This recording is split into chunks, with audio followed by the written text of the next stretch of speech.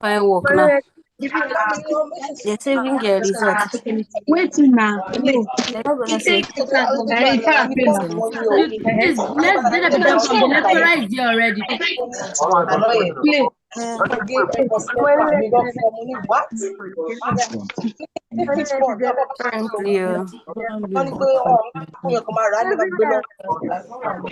You all should please mute your mics. Please mute your mics. Really? You all should please mute your mics. The lecturer is here now. You guys should mute your mic.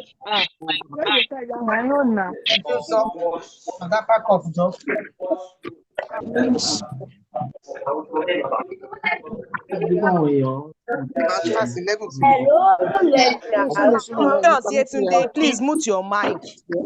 You guys should mute your mics, please. Mute your mics. Tosin, Joseph, everybody should mute their mics.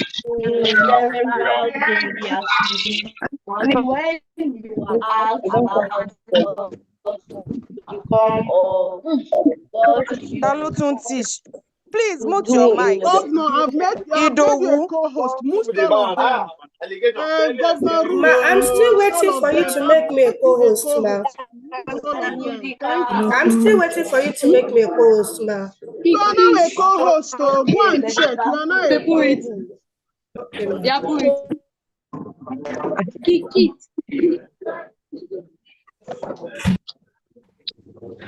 Come.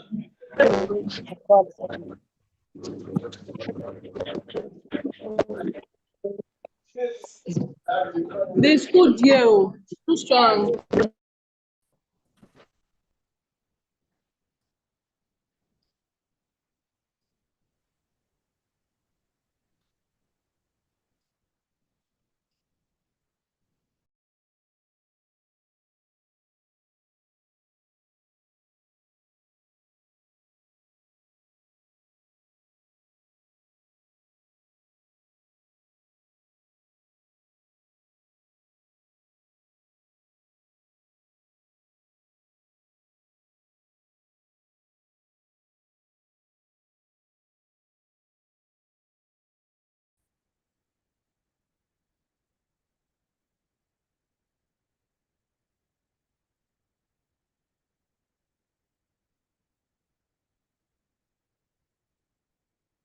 I greet every one of us. We are welcome to this our class today. Boss 112, Introduction to Business Study. We are on the study session 2 lecture. My name still remains Majekodumi Samuel Ayodele. So please, I want us to give me a pin drop attention so that we can enjoy the class together. Today, we are looking at forms of business. Forms of business ownership.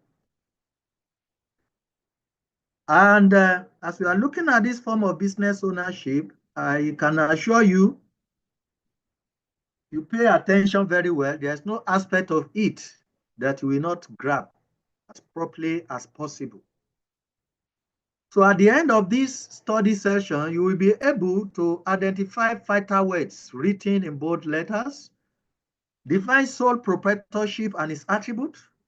You will be able to explain general and limited partnership. You'll be able to discuss private limited liability and its attributes, explain public limited liability and its attributes, and also to discuss cooperative societies and attributes. What are the key terms here? Key terms here include sole proprietorship, partnership, cooperative society, corporations, franchising, and partnership deeds. So let's move on by looking at types of business ownership. Any level business type has its own peculiar characteristics, advantages, and disadvantages. Your aim will be to choose the form that is most suitable for you depending on the type of business activities you engage in. However, there are two major types of business structures, which are the unincorporated, which include sole proprietorship and partnership, while the incorporated include private limited liability and public limited liability. So we get to begin to explain each of them closely as we move on. So let's look at sole proprietorship. One-man business, what we often refer to as what? One-man business. I'm sure many of you that we are interacting together now, quite a number of you also own that type of business. Quite a number of you also own that type of what? Business. Sole proprietor. So sole proprietorship is a business that is owned by just an individual, that is owned by one person. Okay? And it is said that registration with Corporate Affairs Responsibility of Nigeria is not compulsory for this type of people. How many people who are running bukateria are registered with CAC, Corporate Affairs Commission? How many of those who are baking cake to sell either by roadside or in some functions? How many caterers have their businesses registered with CAC? How many carpenters? How many organizers have their businesses registered with CAC? That gives you an idea of the fact that this category of people may not necessarily have to register with CAC. How many painters, house painters are registered with CAC? So you have quite a number of these sole proprietorship that are not registered. How many shop owners? Okay. How many boutique operators? Tailors? How many of them? Plumbers? How many of them are registered with CAC? This gives you an idea, the fact that, so that you will not find that statement strange when we say registration with the CAC is not what? Compulsory for this category of individuals. Okay? Majority of them are trading. They are just trading and they don't find reason as far as they are concerned. Example of sole proprietorship includes small factories and shops such as restaurants, chemist shop, repair works, tailoring shops, small factories, retail shop, professional activities set up, and so on and so forth. Okay. However, when you look at these sole proprietors business we are talking about, that is one man business. Okay. What are the characteristics of this sole proprietorship?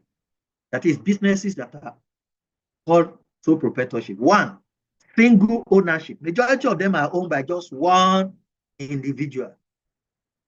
How many organized business you see and they say they are joint venture, but there are two, three people that come together to own that business? They are single ownership. Okay. Tailoring.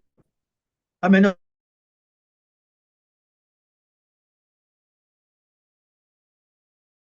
of them you see together? That okay. No separation of ownership and management. No separation of ownership and management. So what this connotes? What this connotes is that you don't give one identity to the business, another identity to the owner. Okay. So both of them, you cannot say, well, the owner is different from the business. It's not so with what? Sole proprietorship. So if the owner has committed a crime, it's that business that has also committed a crime. That's what it means. So the owners of this type of business have to be what? Careful. Less legal formalities. They don't have any complex documentation. They don't have several forms you have to be filling and contractual agreement with any other person. No. The owners are managers of their own business and they are not separated from it. Okay. Owners manage the business according to his skills and intelligence. Hence, management and control of the organization is his responsibility. But you may employ other people to work for you. Majority of them, if you go to Bukateria, they have people they employ to help them serve or wash or whatever. Yes. You also find that. But there's no strict legal formalities. Those category of people, they can hire a person today to work for them. Tomorrow, they fire that person. Okay, without saying they are having any obligation to pay any severance package. So they face less legal regulations, more so that they are not even under any obligation to register with Corporate Affairs Commission. Simple and easy to create. Anybody can easily create it. After they have conducted freedom for you as a tailor, of course, you can open a shop for yourself, as simple as that. If you have some little savings, then you have become a business owner in the category or capacity of sole proprietorship. So it's as easy as that. Another characteristic is that they don't have what we call separate entity. If you go to big organizations, the name of the organization is seen as entity on its own. So the organization can be sued. Okay. But in their own case now, if you are suing, say you are suing the organization, what it simply means is that you are suing the owner directly, because the owner is the same thing as practically as the organization. Okay. If you big organizations, if you sue a big organization, the corporate organization, does not mean you are suing the shareholder. Okay. So if you say, okay, the entity you have sued now has been found guilty and he has to pay certain amount, the shareholders will not have to go and dip into their own personal income, their own personal savings. No, they will pay for it from what the organization itself has made as an entity. But it's not so with what? Sole proprietorship. No sharing of profit and loss. Who are they going to share profit with? Who are they going to share? It's the same owner, that single owner. If there's any profit made, it's the one that will retain the whole thing. And if there is loss, it's the one that will bear the entire loss too. Doesn't have anybody to share the profit with. Doesn't have anybody to what? Share the risk, the loss with. Risk bearing, that single owner is the one that will bear all the risk that comes across to the business in the course of that business. Whether the risk of not investing as at appropriate time, you have I've run into a situation whereby I was asking that why I see that this eatery is not selling anything today, and they say, the owner will not sell for some time now, will not sell again. But I say, why? Say, the main target are students, and since students are on holiday, so the business has shut down until the student resume again. So the risk of not making income for those periods is bearing the entire risk all alone. Okay? So it's responsible to pay tax. Those category of people, local government has a way of making them to pay tax. Otherwise, they can go and lock their shop. Local government has a way of what? Making sure they pay appropriate levies. So you don't have anybody to pass those levy to and say, you are the one who will go and pay the levy. Bring the money from you and go and pay. No, they bear their risk by themselves. Unlimited liability. Unlimited liability. Everything that person has could be sold to settle for any debt that business has incurred. If a big business has incurred a debt, they will say, okay, sell what belongs to that company.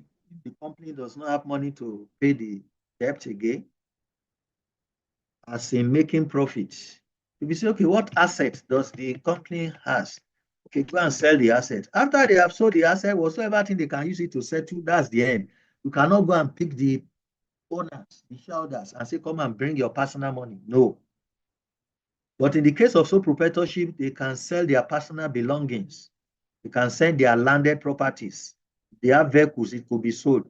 The only thing you cannot take from them is those things that we call physiological items, things like the cloth they are using to cover themselves, the food they're supposed to eat in their stomach, the one-room apartment they've rented, because those are physiological things. If you take that, then you have taken existence away from them. Law will not permit that. So perpetuity and succession is another characteristics. Most sole proprietorship business, they end when the owner dies.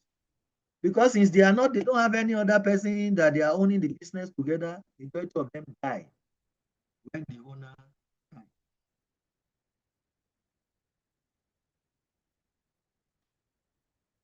Tax issue.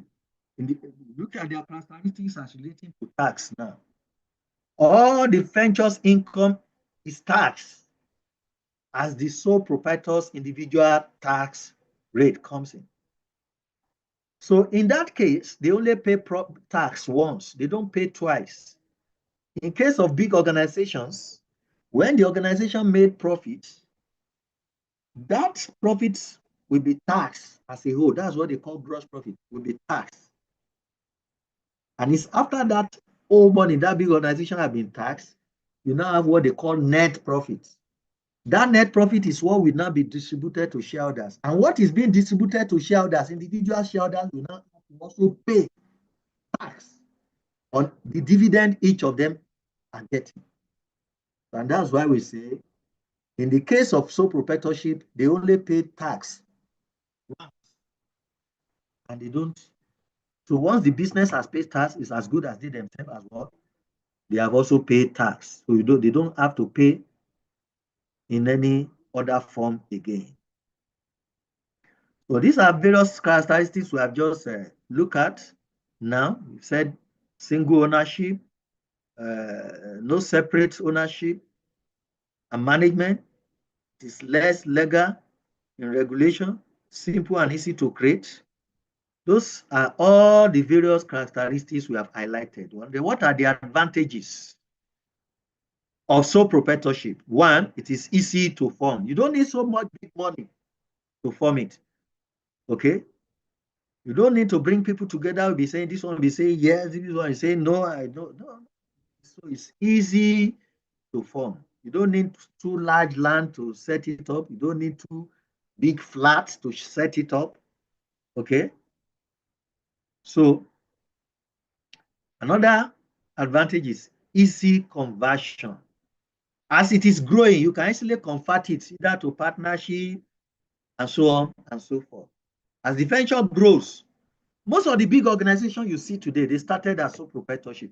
The history indicates that when this bottling company you see today, Iran bottling company, okay, the producer of Coca-Cola, when it started producing, it started with this Coca-Cola, and the Coca-Cola was not in any form of package form. What they are doing then is they will go with what will look like a container, and there are various sizes of cups.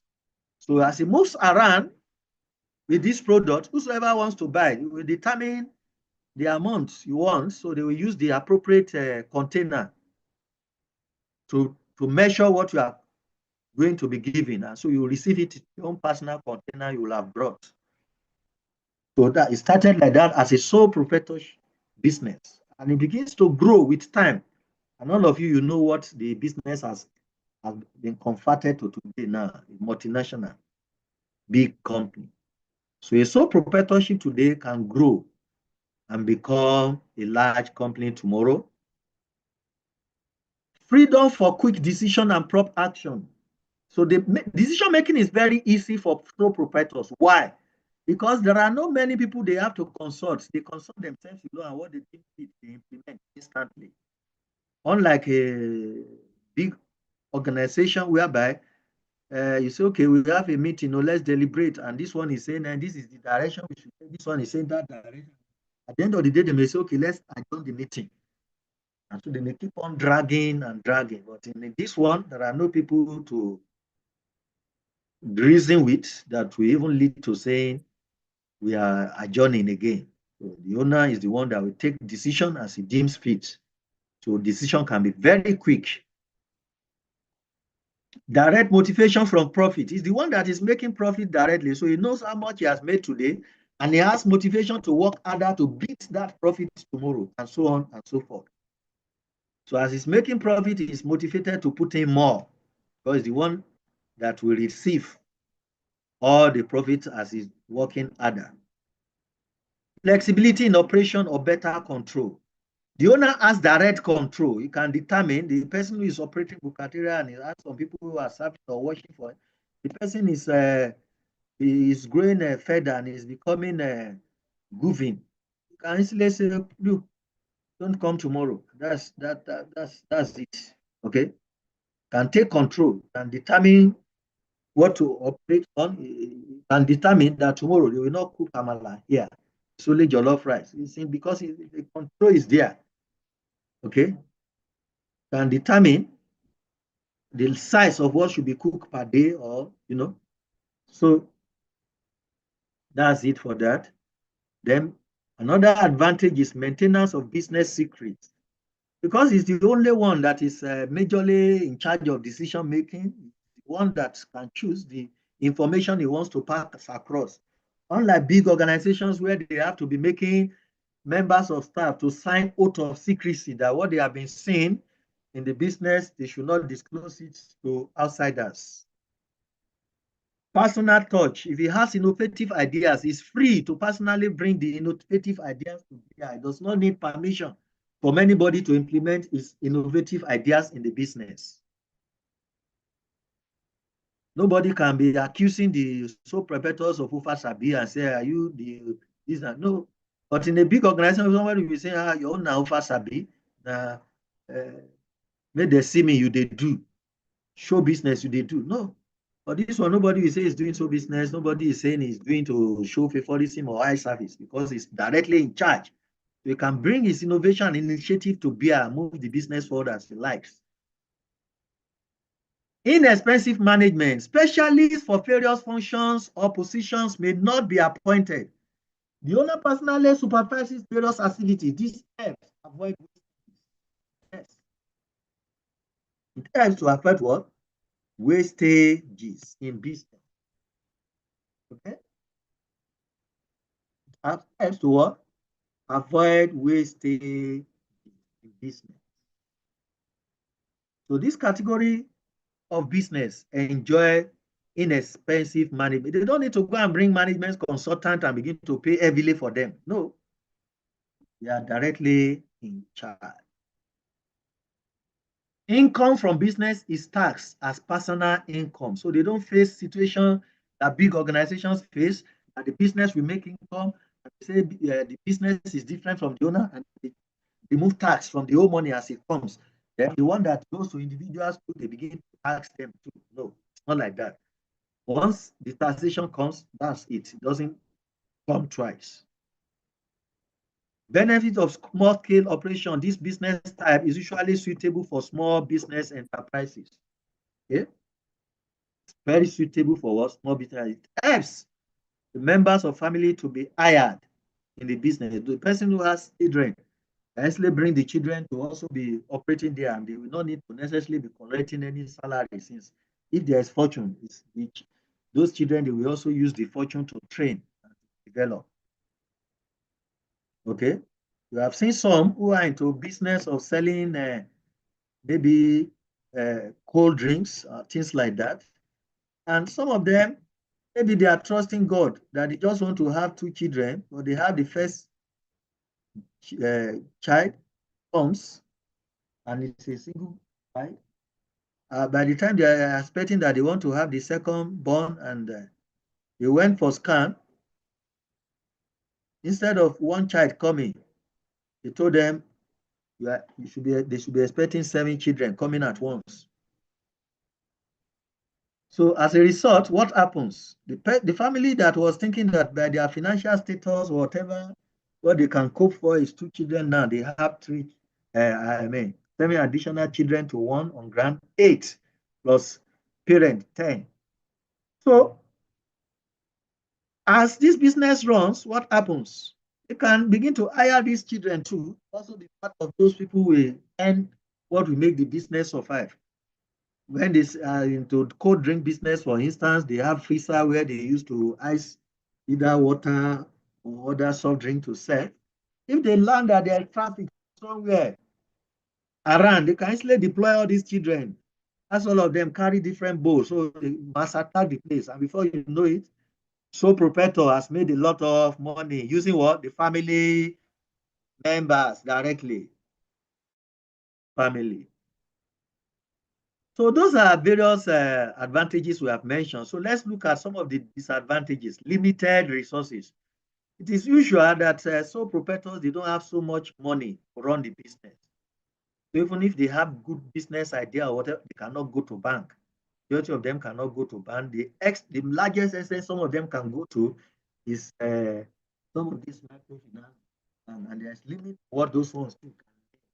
It's also based on conditions sometimes, according to the savings they have also made to the microfinance before they can say, okay, they want to collect loans. So there's limitation to the size of business they can float because their income and what they can raise is very limited. Lack of continuity, that is, in most cases, these businesses discontinue when the owner dies. Unlimited liability, if he has incurred debt, that debt can make the person has been able to build house or buy land or buy car, you can send the person back to square one because all those things will have to be sold. Like I mentioned earlier on, sold those things that are majorly for all basic things of life that they cannot take from them, like their clothing, their food, and maybe a single room they are occupying or so. Okay?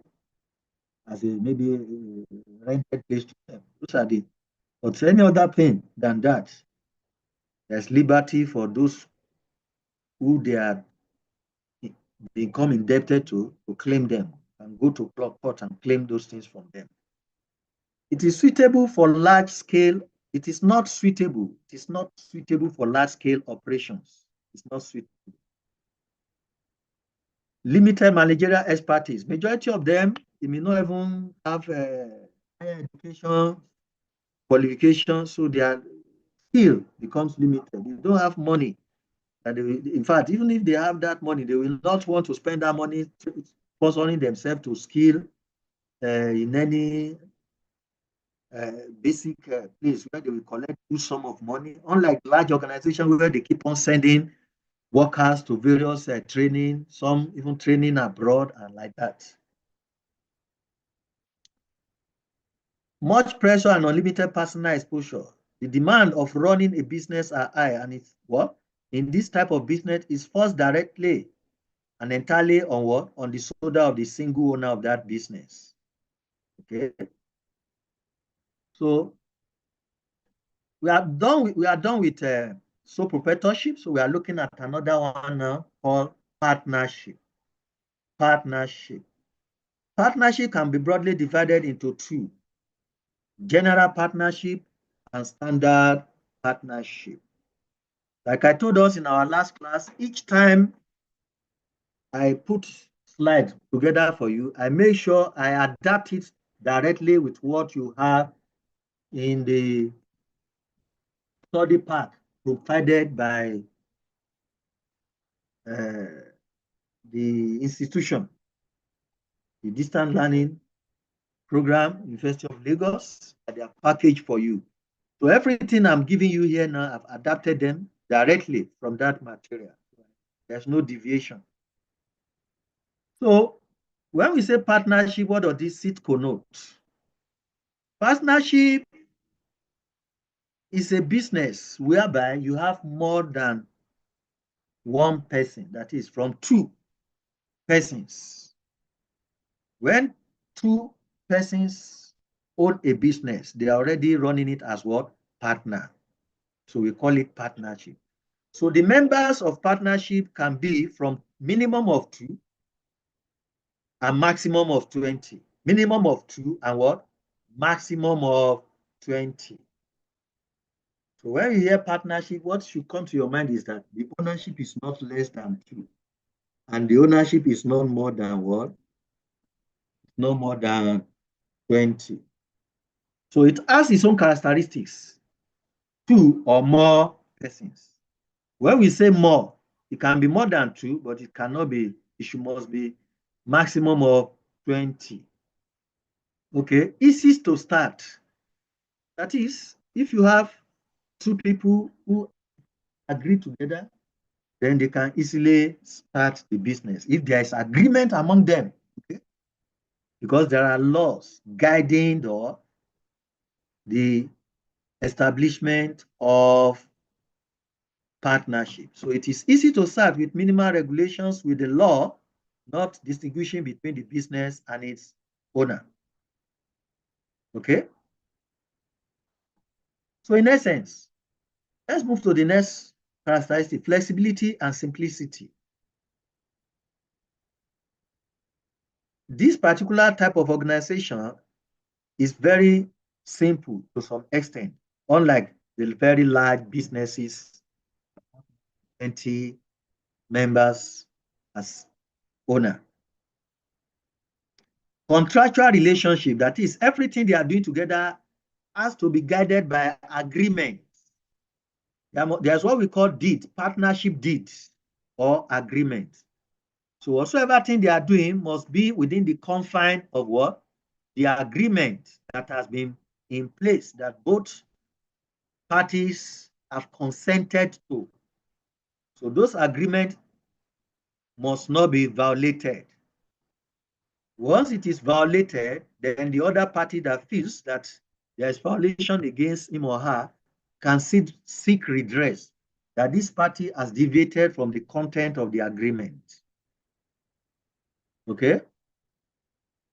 So minor mentally unstable, and bankrupt person are not qualified to become partner. When we say minor, we are talking about people who are underage people. Mentally unstable people have psychological or mental challenges. Because if you enter into partnership with such a person, by the time the rationality in behavior emanates, you go to court, you will be asked, but you know that this person is mentally unstable. Why do you? So the person who is mentally unstable will not be enforced to be responsible for the agreement. Okay? Bankrupt person who has been declared bankrupt is somebody that does not have fund to finance any project, that can just barely live from hand to mouth. It's a bankrupt person. You don't have anything to even sell if that person has violated the existing agreement. So somebody who is bankrupt will not be used, because if he violates the agreement, you don't have anything to even take from that person to sell as a sort of remedy. Sharing of profit and loss of businesses. That is, one of the characteristics is that if there is profit, members will share. If there is loss, it may be in different degrees and different, whether the partner is a common partner or active partner. Okay? Tax structure is the same as in what? In the sole proprietorship, except that the sharing of the profit and losses of the partnership are divided on an agreed percentage among the partners. So once the tax has been paid, they don't pay double tax here. When you hear the concept of double taxation, this concept of double taxation is when people have business, their business is treated separate. So they make the business to pay tax. Then the money that comes to them as their profit, the tax is also removed from it. That's when the concept. But in this case now, once they are paid the tax once, that's all. Will not be deducted from what each person will be share. But what we are saying is each person may not share equally, because there must have been an agreement on, okay, you brought in so money. You this one too, you brought in so money. This person brought so. We are now going to be sharing whatever comes in based on the percentage of contribution or whatever. So the agreement will have to be followed when it comes to what? Sharing profits. Existence of lawful business. There must be an existence of a legal business which must be lawful. That is, you don't say you are doing partnership and what you are into is kidnapping. It's not a partnership. You cannot bring it to the CAC will not register such.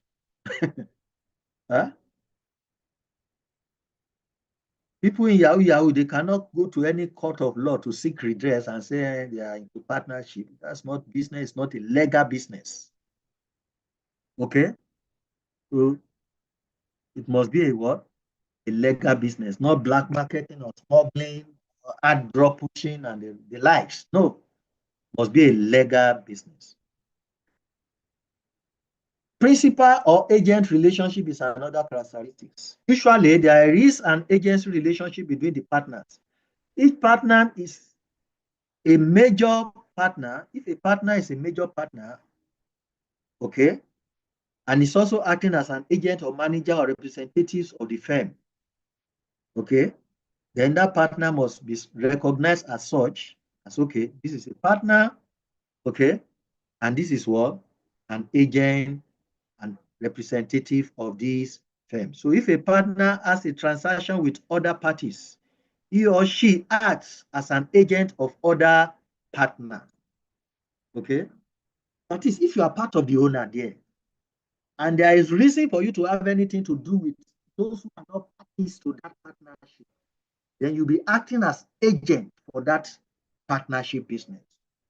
You'll be acting as agent, whether you want to go and talk to government officials or other people that want to supply things to, or customer or whatever. Okay? Okay, see somebody raise hand.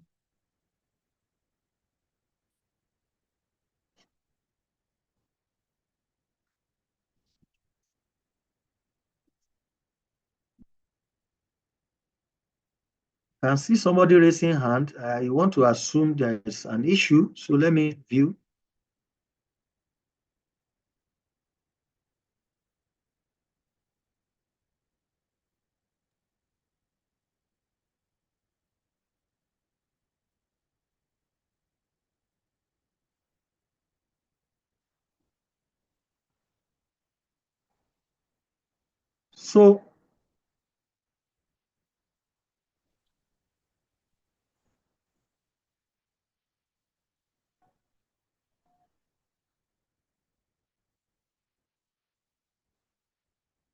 So you can unmute now. I see some hands up. Anthony, precisely. You can mute and speak. Okay, sir.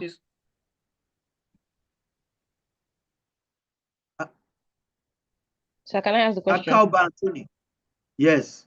Okay, Anthony. Anthony. Akauba Anthony. I had intended to entertain question at the end of the class so that we will not be distracted, so that we can flow as we ought to flow to the end. Okay, sir. Good morning, sir. Okay, so okay. Good morning, sir. I can hear you.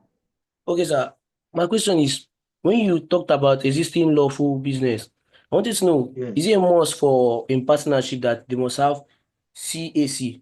Is it a must that they must have CAC in creating any partnership business obligation? Yes, their own is because it's not just one person that is involved, so everything must be legalized. Okay. Thank you, Okay. sir. Thank you, sir. So I want every one of us to be muted now so that we rush through and conclude. So you can note your questions. So after the class, I will give room for us to bring up our questions so that we can manage the time more effectively. Thank you.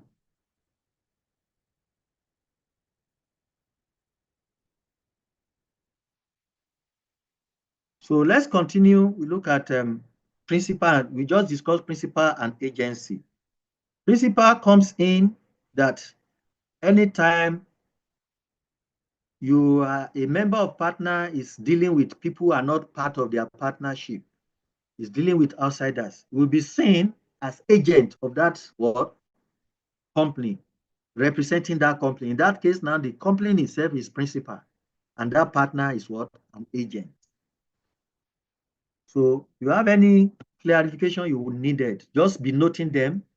Once we concluded, you can ask the question. Unlimited liability. That's another characteristic. As in sole proprietorship, each partner of a partnership business, of a partner firm, has unrestricted responsibility. They are individuals as well as collectively liable for the debts and obligations of the firm. So which means they have to be careful. Each partner has to be careful. Because if they are they might lose them if there is debts that needed to be serviced. So this one too also depends on the level of involvement of each of them. So they can lose what they are brought into that business easily. Common management. All partners have the right in the running of the affairs of the business. They all have equal right to make sure that the business runs smoothly. Okay. No, it is not necessary that all of them will be participating daily. And that's why we have active partners, those who are involved in day-to-day running. We have dormant ones who are not involved in day-to-day running, but they have contributed fund towards that business. Restriction on transferability of shares. No partner is allowed to transfer his shares in partnership to any other person with the consent of all other partners. So others must, you say, okay, I don't want to be part of this partnership again, so I brought this person. This is the person who will take over now. It's not automatic. Other members must verify and be sure that they want that person to be part of them as partner. Legal basis. A partnership venture is not a separate legal entity from its own owner. That is, they cannot go about and say, I can do what I like. After all, if the business go down, I cannot go down. If the business go down, they can go down. So they have to mind the way they carry on. Okay. can go down because whatsoever thing that the business has done is seen as is those individuals that have done it. So if they are taking money, taking huge loan from bank, and they think that is it not the business that they will just come and verify, and the business does not have money, that's the end. No, we go after them individually. Duration of partnership. Legally, a partner in any business that will come legally, a particular partnership venture comes to an end at the death or retirement or bankruptcy of any or what the members. So just like it is possible for a sole proprietorship to come to an end, partnership too can come to an end. But the death of a partner depends. If it is the major backbone partner that dies, probably might lead to the death of that partnership. If it is not the major backbone, of course, the partnership can still find its way and keep running.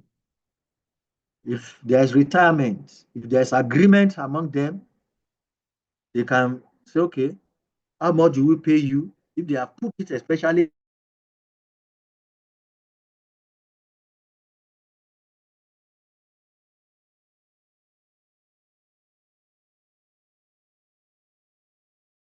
it in agreement, of course.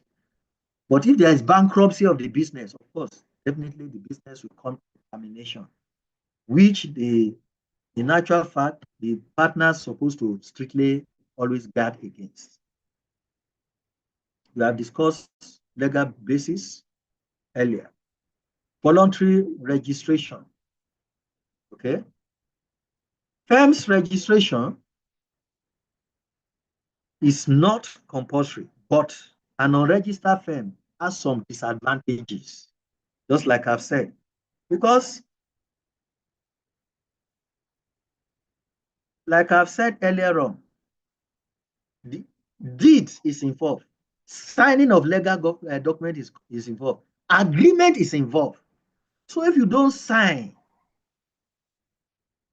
agreement and you say, okay, you don't want to register, it might be okay. But in a case where there is going to be signing of agreement, it is better to get it registered. We don't say it's compulsory legally, but then it is the better. So in case you are listening to me tomorrow now, you say tomorrow you want to be in partnership, as a learned person who has listened to this kind of class, tell the person, I prefer we register this with CAC. Okay? So that you can drive home your point more. If there is violation of your intended rights, you can easily push it further to the limelight and get some redress appropriately. So that leads us to registration. This type of a firm can be registered at any time, either during the time of creation or during its existence, as there are some disadvantages in not registering a firm. Therefore, partners should endeavor to register their firm with the Corporate Affairs Commission of Nigeria. The procedure for registration of this type of firm is usually covered in the deeds of agreement. Remember I've mentioned it, because deeds has to be signed by parties. So it makes it very, very essential that they should register. Since most partnerships rest on an agreement among persons, the partner should have a legal contract that determines how future decision will be made. Decision of, okay, if a partner is going to retire, in case a partner dies, what should be the fortune? All those things should be contained in the deeds. The agreement can be oral, but preferably in writing and duly signed. Anything that is not written and duly signed, we don't see it as formal. And anything that is not formal, people count it as not binding. Because if it is just oral, except you have documented it, you have recorded it, and people can even deny it, except you combine it with video. That's okay, this voice, you cannot deny because you can see your picture as you are saying it. The partnership agreement should be summarized in writing, and in a partnership deeds prepared, which lays down the terms and conditions of partnership, such as the rights, duties, obligations, and what obligations of each partner. The partnership deed contains quite a number of things. Number one, the nature of the business, date of admission of each member, name and what? Permanent address, total capital to be contributed by each partner, responsibilities, and preparation of financial records. These are all that are required in what? In the deeds that will lead them into what? Because if they want to go and register with CAC, all this will be requested from them. All this will be requested. Okay, go and bring this, and this. They have to present all this to what? To what? To the Corporate Affairs Commission. So, in all, we have about 14 items under the deeds, which I've made available to you in the PowerPoint. I will send this PowerPoint to Ruth immediately after this class, so all of you will have access to this. So, just like sole proprietorship, there are advantages and disadvantages that comes with this type of business. A partner cannot sue the firm, okay, or any other partner for anything, including enforcing of his rights that may arise from the contract. The firm cannot sue any third party for the recovery of claim or entity. Okay? These are what? Capture under what? Disadvantages. So we have types of what? Partners. Active or working partner. These partners take active part in the what? In the daily management of the operation of the business. Then we have dormant or sleeping partners. They do not take active part in the day-to-day running of the business, but they have contributed money. That makes them partner. Partners based on profit sharing. This may be classified as 1, nominal, and 2, as what? Partners in profit. So nominal partner, they have no interest in the business, but they allow the firm to make use of their names as partner. They do not make any capital contribution and are not allowed to take part in the management of the firm, but because of their name, goodwill, because of their good name, put them on the. People say, oh, you mean this is one of the owner? Oh, we can do business with. This is a credible name. This is a notable person. So there are some people, they bring the name of some people into business they want to do as partner because of the goodwill of that name. And so if what they are paying to that person as profit, they are paying it because of the goodwill they are using for that person. I pray some of you will attain that level in life. You have a name that can earn you goodwill. And people will come and beg you. We want to put your name as part of partner. You don't need to put money, and when we make profit, we share to you because we are using your name. Partners in profit. These partners share in profit of the business without being liable for the losses. Can you imagine? They're actually under what? Underage partners who are admitted for the benefit of the firm with their liability tied to their what?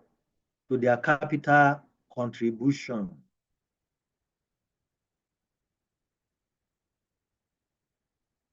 So these are various types of partnership. Okay. Now, under partner based on liability, in this category, partners can be what? General or limited liability or limited partners. General or limited liability are partners who have unlimited liability and are what? Treated as general partner. That is, in every loss, they will share. In every profit too, they are also to share. Okay? So, one of the merits of partnership is that it is said to be easy to establish. That's one of the advantages. One of the advantages. Employment, they can hire more qualified people because they have at least more money than sole proprietorship. They can gather more resources, availability of pulling what? Larger resources. Possible. Better and balanced business decision. When they say 2 good heads is better than 1. So when two people come together to decide on a thing, they can arrive at better decision than when it is one person. One level taxation, they don't tax their money twice, it's only once. Flexibility, it is more flexible types of business ownership than the what? Government type, as partners can choose to change the scope, type, and area of operation of the business at any time after necessary agreement among themselves. Okay? After necessary agreement among themselves. Risk sharing. In contrast to sole proprietorship, where it's only one person that will share, that will bear the risk. This one, you have other people to share the risk with. Defaulted interest, you have more people to what? To shoulder responsibilities and bring their skill to bear to run the organization. You have more people who are into this because of that. You now have advantage of specialization. This one may be very good at money management. This one may be good rationing. This one may be good at marketing. So you now have people, different people with different expertise coming together to run the business, which is better for the business. Their interest is more secure. There's confidentiality in their business. Okay? But they also have disadvantages. Just like the way we have mentioned earlier on, just like sole proprietorship, if things are not tidy up very well, this type of organization too can come to an end, can die. Their liabilities are unlimited. That is, it's not limited to what they have just contributed, except you are just talking about the partner that is a dormant type that is not interested in day-to-day, but just the contribution. Yes, they have more money to play with, but still, you cannot compare them to large organizations. They still have limited to play with, limited capital. Risk of implied authority. In partnership, some obligations may occur from one's own act. That is, what your partners has done can also affect the business and affect you too. We have mentioned it, their shares cannot be transferred except there's agreement among partners. Conflict can arise. The conflict might be so bad that it can terminate the entire business. Distribution of labor might not be equitable. Their secret might not be too close because the secret is not just lying with just one person. The process of withdrawal from the firm might be very tight. Expansion of the business too is not automatic. The continuity of the business is not guaranteed because strict conflict can occur among members, and that's the end. So we now move to another type, which we call limited liability partnership. Limited liability partnership. In this regard,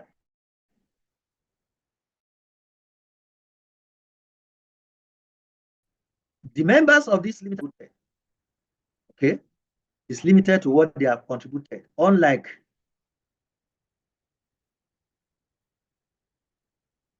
the general one that we have earlier described, whereby their liabilities are not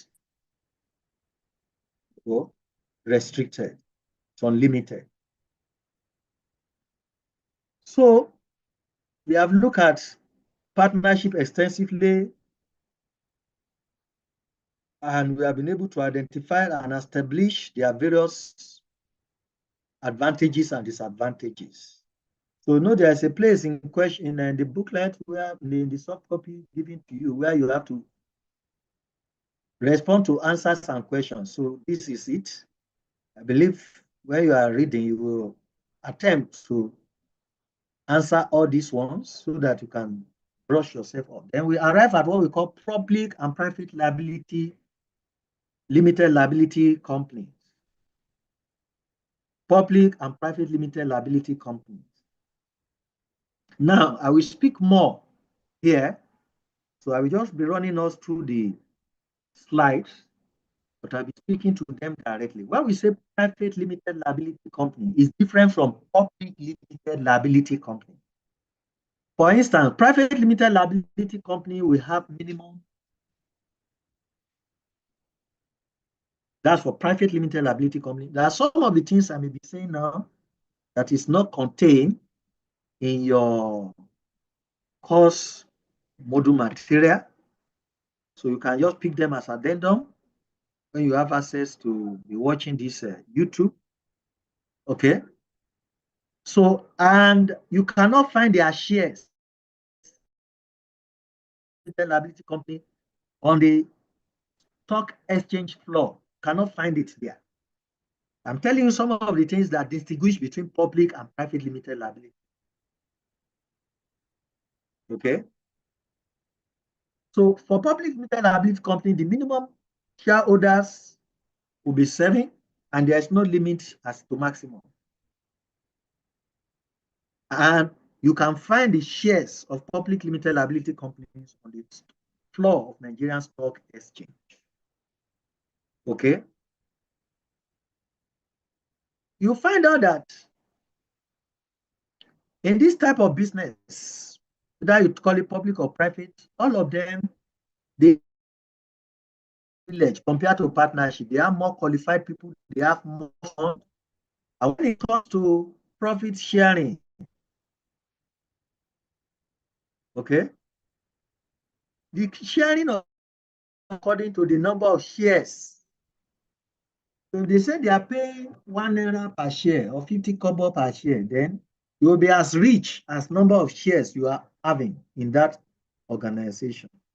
So it has all these characteristics. Formation, most flexible type of incorporated business ownership easier to form than a company, but more complex than a general partnership. They are more complex than what?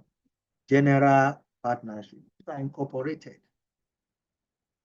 They are registered. This one is mandatory that they be registered with what?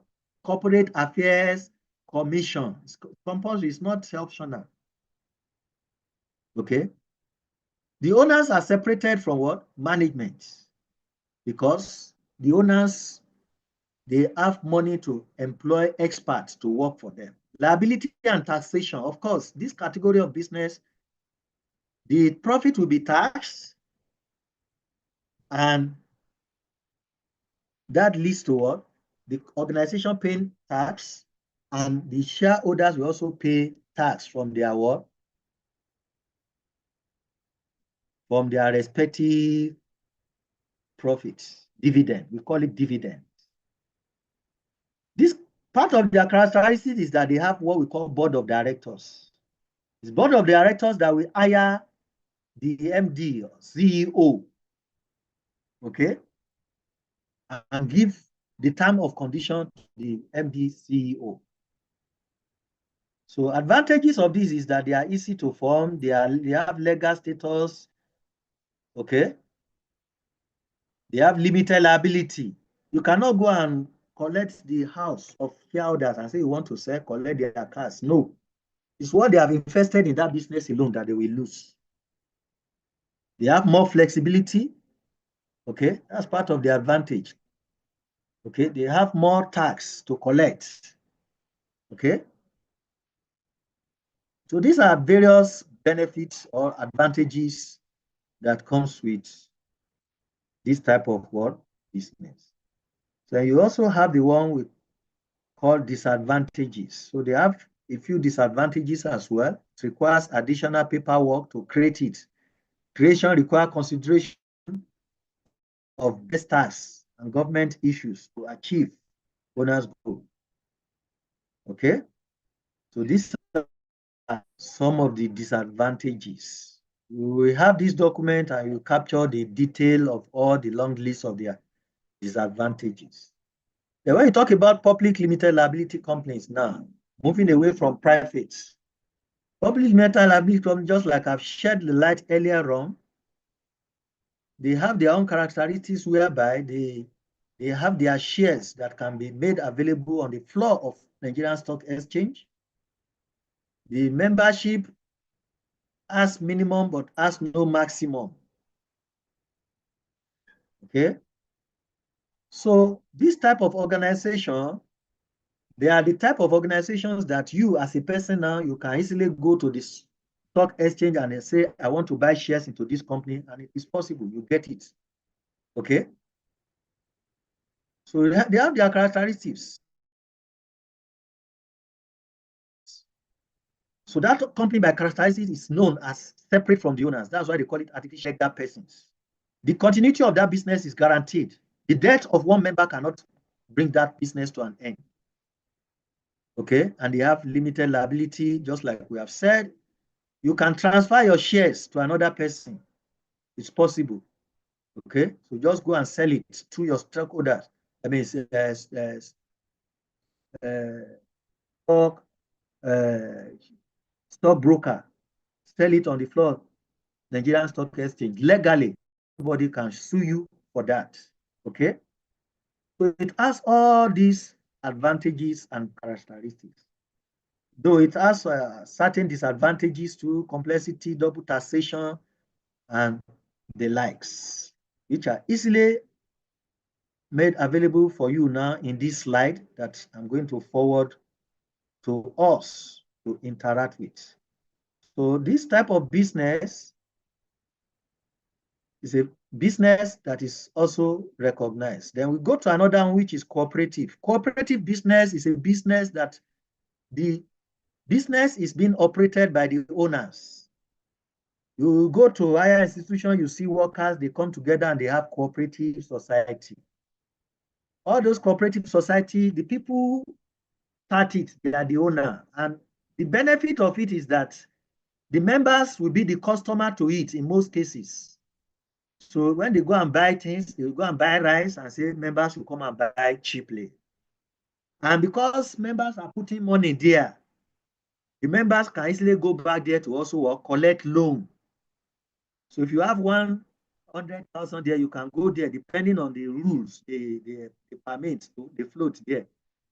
I belong to one, and the rule there is that if you have 100,000, you can come and borrow 200,000, and you now pay it over a number of months, maybe 12 months, maybe 6 months, maybe 2 years, in a way that will not be painful to you, unlike when you go to banks to go and collect a loan and they will slam huge interest on you.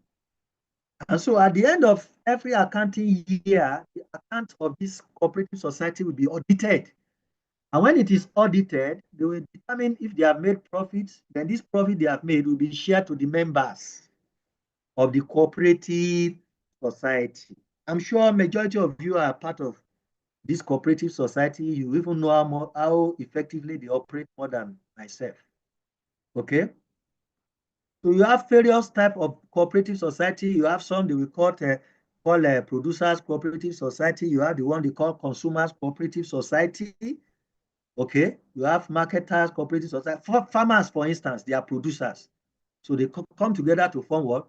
Cooperative society. The one we form in my own end now that I talk about, we are more of what? Consumers. Because whatever thing we put together, we go and use them to buy product and we share to members who wants to buy and they pay for it. Okay, there are cooperatives who will say, okay, all of you are producing this thing, then we'll be helping you to market this product. Cooperative one. Credit cooperative society is another one. Farming cooperative society is another type. But all of them together, there's something that is coming out all this time. They are meant to benefit the members. They take care of the interests of the members, to make the members have more meaningful life in terms of less expensive access to things, helping them to sell their products easily and make their money back, negotiate things at cheaper prices because they are buying in bulk. They are buying in bulk. So it makes it cheaper for them to negotiate and buy things easily and cheaply from source. Okay? So this particular type of business, you discover that it's not a business that is just done anyhow. The agreement has to be done.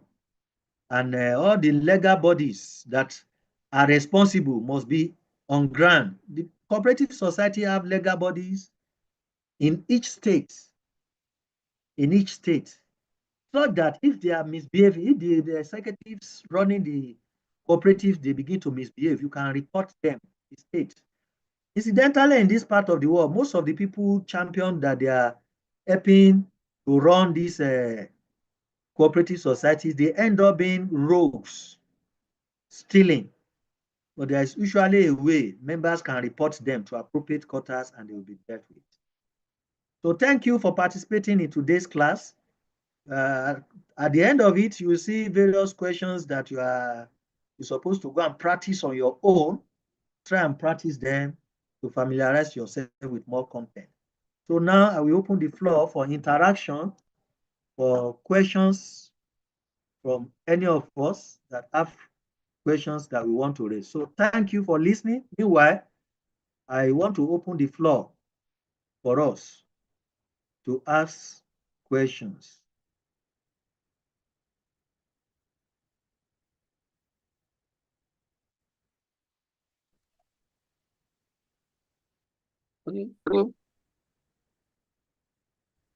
Okay. Questions, please. Let one person speak at a time so that we not have so much noise from background. Mention your name, then go to your question.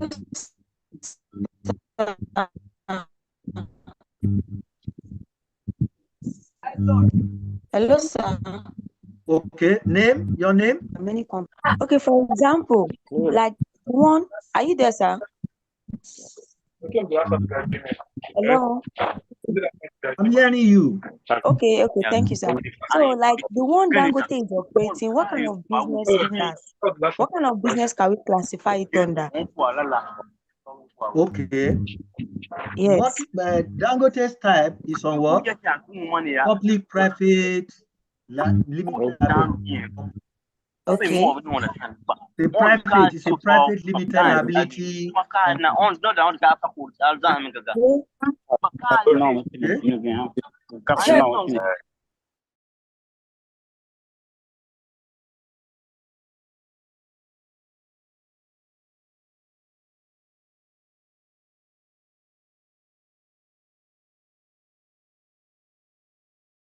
Is that clear?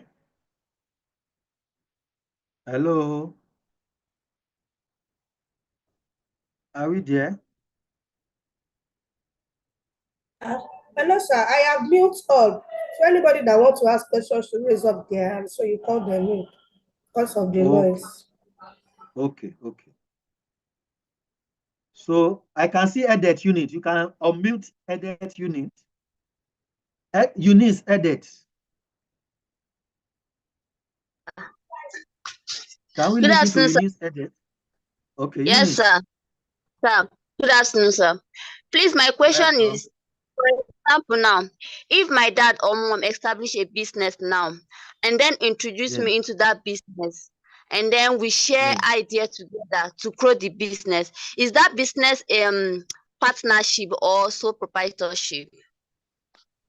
Well, either of the way. You remember that when we were talking about partnership, we said partnership agreement can be oral, that is just spoken with the mouth. It's not written, no agreement is signed. So to that extent, you can say it's partnership. But if there is dispute or conflict among all of you, and you go to court, you cannot claim that you are part of it because no agreement is signed anywhere. So for somebody who is very smart, you can draw a form, draw everything and say, Daddy, mommy, let's put it into agreement so that it will be an agreement that you have admitted me and we are three of us, we are now partners.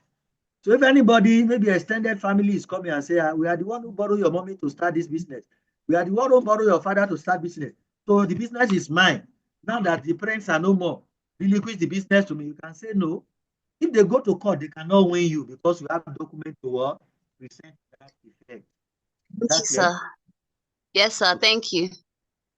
Welcome. So we have another person. online.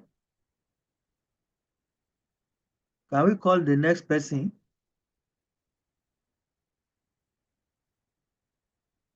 The next person I'm seeing the number, the answer is iPhone +5. You should endeavor to use your name so that we can call your name directly. The way we call Hello, unique. sir. Hello, sir. I didn't hear you clearly the question I asked the other time. We were muted. Okay, you can ask the question now. Yeah, I said, you were explaining the type of Dangote's business. I think you said it's a public liability business. Private. Okay. Limited liability company. Private limited liability company. Okay, sir. So again, I want to ask, like all those banks, all those companies, like Pepsi, Coca-Cola's, do they sell their shares out? Like, how do one get to buy their shares, and how do they even operate? Thank you, sir. Okay, this is a very good question. You see, any company that is private limited liability company, you cannot find their shares on the floor of Nigerian Stock Exchange. You cannot get to buy it. Those people that are inside, they are the one who will determine who they want to bring in. Now, I told us that they have minimum of 7 members, maximum of 50 for private limited liability company. So those who are members are the one who will suggest whosoever they want to bring on board. Even if one of them say doesn't want to be part again, the person may bring somebody and say, I want this person. The rest can say, no, we don't want this person. And that's it. So it's members that we meet together and determine who they want to also be part of what? Part of them in that business. So the one you can get their shares to buy and you become part of owners are those ones that you can see their stocks listed on the floor of Nigerian Stock Exchange. So those ones, all you need to do is just talk to your stockbroker, and your stockbroker will go after the stock and make sure they purchase the shares for you. Is that clear? Is that clear? Okay. Ayodele Benga Ayomikun. Can we listen to Ayodele Benga Ayomikun?